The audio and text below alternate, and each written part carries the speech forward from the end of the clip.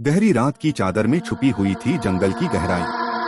आकाश में चांदनी की किरणें सिर पर झलक रही थीं, जैसे कोई रहस्यमय शक्ति सब कुछ देख रही हो। पेड़ों की छाया ने और भयानकता भरे संगीन दृश्यों ने वहां की वातावरण को और भी उथला दिया।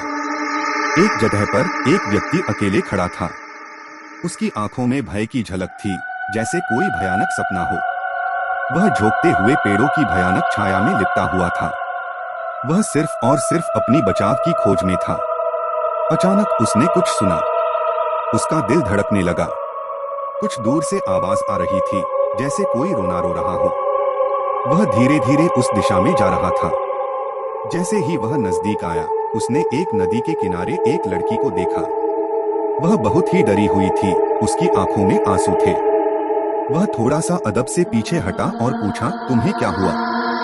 लड़की डर के मारे थी। उसने शब्दों में नहीं बल्कि अपनी आंखों के जरिए सब कुछ बता दिया। व्यक्ति ने उसे संबोधित किया, मैं तुम्हें संरक्षित स्थान ले जाऊंगा। तुम मुझ पर विश्वास कर सकती हो। वह लड़की को उठाकर उसे अपने आवास पर ले गया, जो वहां के पास ही था। वह लड़की के लिए खाना और पानी लाया और उसे सुखद वातावरण में स्थान दिया।